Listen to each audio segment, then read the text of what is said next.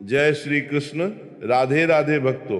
14 जनवरी 2026 को पौष महीने के पावन अवसर पर मकर संक्रांति के दिन यदि आप एक छोटी सी चीज चुपचाप गाय को खिला देते हैं तो आपके जीवन में चमत्कारी परिवर्तन हो सकते हैं। इस उपाय के माध्यम से भगवान सूर्यदेव, श्री विष्णु और माता लक्ष्मी की असीम कृपा प्राप्त होती है, जिससे व्यक्ति धनवान बन सकता है। यदि यह उपाय आप सच्चे मन से करते हैं और इसका प्रभाव न दिखे तो आप हमें अवश्य बताएं। मकर संक्रांति के इस खास और पवित्र दिन पर जब सूर्य देव उत्तरायण होते हैं, अगर आप गाय को ये छोटी सी चीज खिलाते हैं तो आप पर श्री हरि विष्णु और माता लक्ष्मी की कृपा बरसेगी, जिससे आप सुख, समृद्धि और वैभव की ओर अग्रसर हो सकते हैं। इस उपाय के प्रभाव से आपके जीवन में आने वाले सभी संकट, पितृदोष, शनि दोष और कष्टों से मुक्ति मिल जाएगी। आपके घर में धन और समृद्धि की कोई कमी नहीं रहेगी। आपके बैंक खाते की धनराशि में लगातार वृद्धि होगी और आपके घर की बचत भी बढ़ती रहेगी। इस उपाय से आपके जीवन के सभी दुख, दर्द और कष्ट दूर हो जाएंगे और सुख शांति आपके जीवन में कदम रखेगी। जो भी कार्य आप करेंगे उसमें सफलता प्राप्त होगी, चाहे वह उद्योग, व्यापार, कारखाने या नौकरी से संबंधित हो। ये उपाय गरीबी को दूर करके आपके जीवन में खुशहाली लाता है।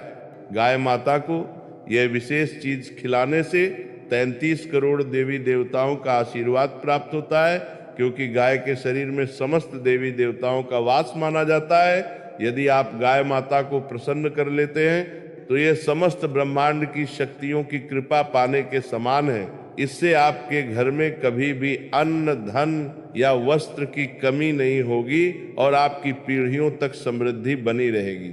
14 जनवरी 2026 को मकर संक्रांति के दिन यदि आप गाय से जुड़े कुछ खास उपाय करते हैं तो आपके जीवन से दरिद्रता तुरंत समाप्त हो सकती है। इससे पहले कि हम इन उपायों की चर्चा करें, आइए जानते हैं इस महत्वपूर्ण दिन और पूजा विधि के बारे में। मकर संक्रांति का यह पर्व इस बार 14 जनवरी को पड़ रहा है। इस दिन पवित्र नदी में स्नान और दान करना अत्यंत शुभ माना जाता है। यह दिन हिंदू धर्म में बहुत महत्वपूर्ण है, क्योंकि इसी दिन से सूर्य देव मकर राशि में प्रवेश करते हैं और देवताओं का दिन शुरू होता है। इस दिन भगवान सूर्य और श्री विष्णु की विशेष पूजा की जाती है। शास्त्रों और पुराणों में भी इस दिन को पुण्य प्राप्त करने का श्रेष्ठ दिन माना गया है। मकर संक्रांति के दिन सूर्य की किरणें नई ऊर्जा और सकारात्मकता लेकर आती हैं, जिससे यह दिन और भी विशेष हो जाता है। इस दिन सूर्य देवता को अर्घ्य दिया जाता है। लोग सुबह जल्दी उठकर स्नान करते हैं और तांबे के लोटे में शुद्ध जल, अक्षत और काले तिल लेकर सूर्य देवता को अर्पित करते हैं। यह भी मान्यता है कि यदि इस दिन किसी व्यक्ति की कुंडली में सूर्य ग्रह की स्थिति मजबूत हो जाए तो उसका भाग्य सदैव उसका साथ देता है और वह समाज में मान, सम्मान और सफलता प्राप्त करता है। इसी कारण से मकर संक्रांति और सूर्य के उत्तरायण होने को हिंदू धर्म में अत्यधिक महत्व दिया गया है। इस दिन किए गए उपाय जीवन में सुख, समृद्धि और अपार सफलता लेकर आते हैं। आपकी जानकारी के लिए बता दें कि 14 जनवरी 2026 को मकर संक्रांति के पावन पर्व पर कई वर्षों बाद एक अत्यंत दुर्लभ महासंयोग बन रहा है। ये एक ऐसा अद्भुत अवसर है जो दशकों में पहली बार आया है। इस दिन सूर्य देव का तेज और उनकी ऊर्जा अपनी चरम सीमा पर होगी। इस खास दिन पर लक्ष्मी योग, रव्य योग और अमृत सिद्धि योग जैसे शुभ योगों का निर्माण हो रहा है, जो आपके भाग्य को चमका सकते हैं। मकर संक्रांति के दिन भगवान विष्णु, माता लक्ष्मी और सूर्य देव का आशीर्वाद प्राप्त करने के लिए पवित्र स्नान और दान करना अत्यंत महत्वपूर्ण माना जाता है।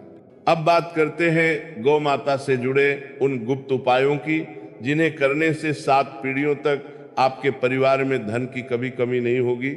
दुख, दर्द, संकट और दरिद्रता आपके घर का रास्ता भूल जाएंगे और जीवन में सुख, समृद्धि का आगमन होगा। यह उपाय अत्यंत प्रभावशाली है और मकर संक्रांति के पावन पुण्य काल में आपको इसे अवश्य करना चाहिए।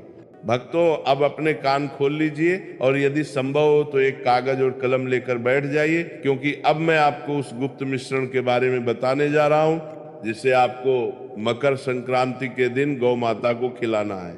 ये जानकारी आपको किसी साधारण पंडित या किताब में नहीं मिलेगी, क्योंकि ये एक सिद्ध उपाय है। ये कोई साधारण भोजन नहीं है, बल्कि आपके दुर्भाग्य को काटने वाली एक अचूक दवा है। ये देखने में बहुत साधारण लगती है और इसीलिए अक्सर लोग इसे हल्के में लेने की गलती कर बैठते हैं। लेकिन याद रखिए, इसकी असली शक्ति इसके सही संयोजन और आपकी श्रद्धा में छिपी है। सबसे पहले तो नियम जान लीजिए। मकर संक्रांति के दिन आपको ब्रह्म मुहूर्त में उठना होगा। भले ही आप साल भर देर से उठते हो, 9:00 बजे या 10:00 बजे उठते हो, लेकिन इस दिन सूरज निकलने से पहले बिस्तर छोड़ देना अनिवार्य है। ये आलस्य छोड़ने का समय है। उठकर स्नान करें और अपने आप को पवित्र करें। लेकिन यहाँ एक बहुत कठोर नियम है जिसे मौन कहते हैं। स्नान करने के बाद जितना ज्यादा हो सके चुप रहें। घर के किसी सदस्य से बातचीत ना करें, हाथ भी ना लगाएं, अपनी ऊर्जा को बिखरने ना दें। अपने मन में बस ये भावना रखें कि आज मैं कुछ मांगने नहीं, बल्कि अपने जीवन के पुराने पापों को धोने और अपनी किस्मत को सुधारने जा रहा हूं। अब जरा बहुत ध्यान से सुनिए कि आपको उस मिश्रण में क्या क्या मिलाना है, क्योंकि इसमें एक भी चीज कम या ज्यादा हुई तो उपाय खंडित हो सकता है। सबसे पहले आपको सफेद तिल लेने हैं, जो आपके जीवन में शांति और शीतलता का प्रतीक है। दूसरा, आपको काले तिल लेने हैं। काले तिल साक्षात शनिदेव का रूप माने जाते हैं और इन्हें खिलाने से आपके जीवन के बड़े से बड़े संकट और शनि की 7.5 का प्रभाव कम होता है। तीसरी चीज है गुड़ का चूर्ण। ध्यान रहे, आपको गुड़ का सख्त टुकड़ा नहीं लेना है, बल्कि उसे पत्थर से पीसकर उसका बारीक चूर्ण बनाना है। गुड़ सूर्य का प्रतीक है, जो आपके मान सम्मान को बढ़ाता है। चौथी चीज है कच्चे चावल, जो चंद्रमा की शीतलता देते हैं। फिर इसमें गाय का शुद्ध देसी घी मिलाएं, जो शुक्र ग्रह को मजबूत करता है और धन को आकर्षित करता है। और अब सबसे गुप्त और सबसे महत्वपूर्ण सामग्री, जिसे 99% लोग भूल जाते हैं या गलत करते हैं, वह है नमक। आपको इस मिश्रण में अपनी उंगली से छुआ थोड़ा सा सेंधा नमक या काला नमक मिलाना है। सावधान रहिएगा, गलती से भी घर का साधारण नमक मत मिला देना। शास्त्र कहते हैं कि साधारण नमक का प्रयोग इस उपाय में वर्जित है। ये सेंधा नमक स्वाद के लिए नहीं, बल्कि आपकी बुरी नजर, घर की नकारात्मकता और आपके ऊपर लगे हुए किसी भी प्रकार के बंधन को काटने के लिए डाला जाता है। सामग्री तैयार करने के बाद अब सबसे जरूरी बात सुनिए कि इसे खिलाना कैसे है, क्योंकि यही वह मोड़ है जहां अक्सर लोग चूक जाते हैं। आपको इस पवित्र मिश्रण को किसी थाली, प्लेट या कटोरी में रखकर नहीं ले जाना है। अगर आप बर्तन में खिलाएंगे तो ये सिर्फ पेट भरना होगा, उपाय नहीं। आपको इसे अपने सीधे हाथ की हथेली पर रखना है। अपनी हथेली को ही थाली बनाना है। चुपचाप बिना किसी को बताए, बिना शोर मचाए गौ माता के पास जाएं। जब आप उनके सामने खड़े हों तो कोई मंत्र नहीं बोलना है, कोई नाम नहीं लेना है और ना ही कोई इच्छा मांगनी है। अपने मन को बिल्कुल खाली और शांत रखें। बस मन में ये भाव रखें कि हे माँ, मैं अज्ञानी हूँ, जो होगा सही होगा और जो आप मेरे लिए करेंगे उसी में मेरी खुशी है। फिर अपनी हथेली आगे बढ़ाएं और अगर गौ माता अपनी खुरदरी जीभ से आपकी हथेली को स्पर्श कर लेती हैं, उस मिश्रण को चाट लेती हैं, तो समझ जाना भक्तों कि आपका संदेश ब्रह्मांड तक पहुंच गया है।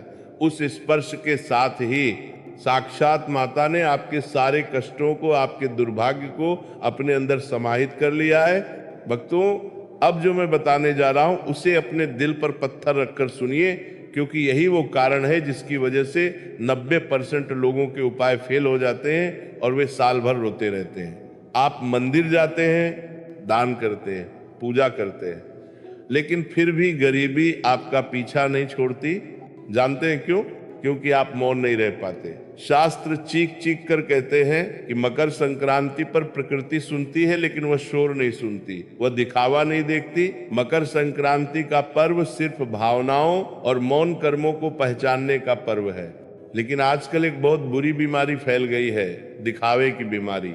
लोग गौशाला जाते हैं तो पहले जेब से मोबाइल निकालते हैं, गौ माता को चारा खिलाते हुए फोटो खिंचवाते हैं, वीडियो बनाते हैं और दुनिया को दिखाते हैं कि देखो हम कितना बड़ा दान कर रहे हैं। मूर्खता की हद देखिए। जिस पल आपने दान का बखान किया, जिस पल आपने कैमरे के लिए दान किया, उसी पल आपका सारा पुण्य जलकर राख हो गया।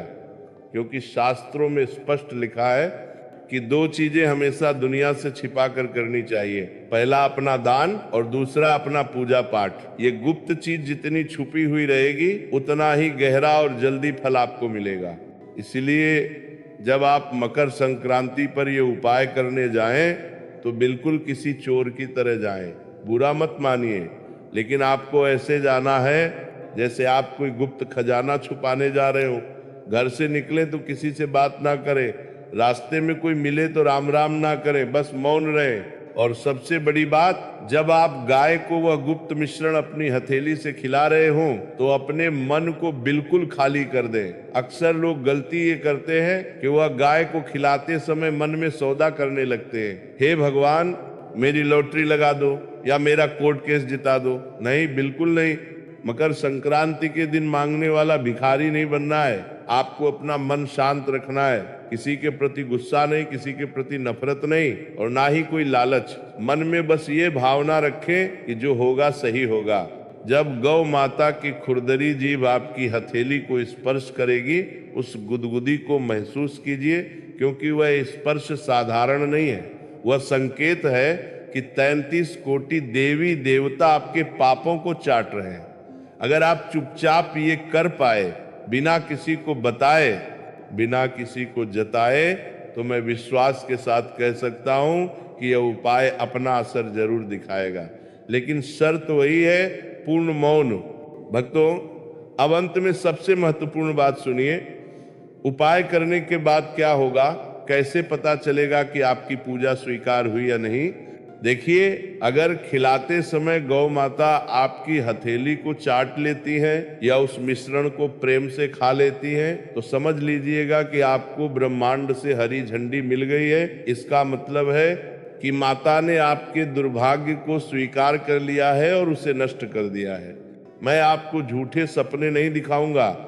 ये उपाय करने के बाद ये मत सोचना कि रातों रात आपके घर के आंगन में पैसों की बारिश हो जाएगी या आपकी लॉटरी लग जाएगी। ये उपाय कोई जादू नहीं है, ये एक संतुलन है। इसका असर वहां दिखेगा जहां असली परेशानी थी।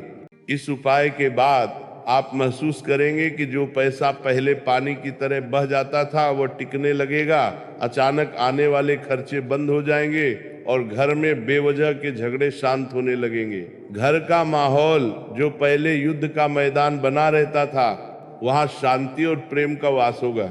लेकिन भक्तों सावधान, इस आशीर्वाद को बनाए रखने के लिए आपको एक कठोर नियम का पालन करना होगा। इस उपाय को करने के बाद पूरे साल आपको अन्न का अपमान नहीं करना है। थाली में उतना ही खाना लें जितनी भूख हो, खाना बर्बाद ना करें, क्योंकि अन्न का अपमान सीधा मां अन्नपूर्णा का अपमान है। और दूसरा नियम, महीने में कम से कम एक बार चुपचाप बिना किसी को बताए किसी पशु या पक्षी के लिए भोजन जरूर निकालें। याद रखिए, जो इंसान बेजुबानों का पेट भरता है, भगवान उसकी तिजोरी कभी खाली नहीं रखते।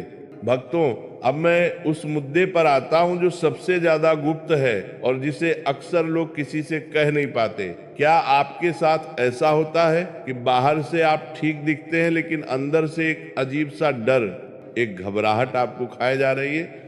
बिना किसी कारण के मन बेचैन रहता है, ऐसा लगता है जैसे कुछ बुरा होने वाला है, या फिर आप जिन लोगों पर सबसे ज्यादा भरोसा करते हैं वही लोग आपकी पीठ में छुरा घोंप देते हैं। ये साधारण बात नहीं है, ये संकेत है कि आपके चारों ओर नकारात्मक ऊर्जा या बुरी नजर का पहरा है।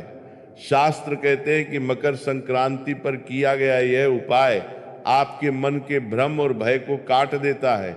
याद कीजिए, हमने उस गुप्त मिश्रण में नमक क्यों मिलाया था? नमक स्वाद के लिए नहीं था, नमक इसलिए था क्योंकि वह बुरी नजर और नेगेटिविटी को काटता है।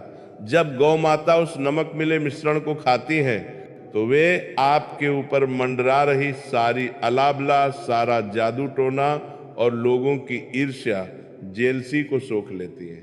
इस उपाय के बाद आप महसूस करेंगे कि अचानक आपके कंधों से एक भारी बोझ उतर गया है।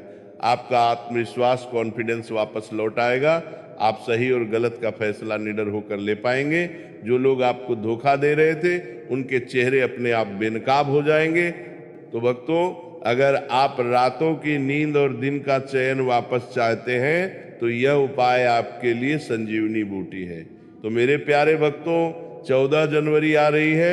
यह मकर संक्रांति आपके जीवन का वह सुनहरा पन्ना है जिस पर आप अपनी नई किस्मत लिख सकते हैं। याद रखिए मित्रों, पूरे 752 वर्षों के बाद ग्रहों का यह अद्भुत संयोग बना है।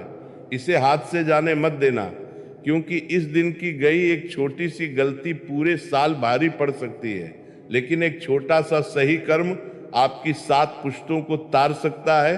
अमीर और गरीब में सिर्फ सही समय और सही कर्म का फर्क होता है। मैंने आपको रास्ता दिखा दिया है, मैंने आपको गुप्त चाबी सौंप दी है जो अब तक छिपी हुई थी। अब उस ताले को खोलना या बंद रहने देना ये आपके हाथ में है।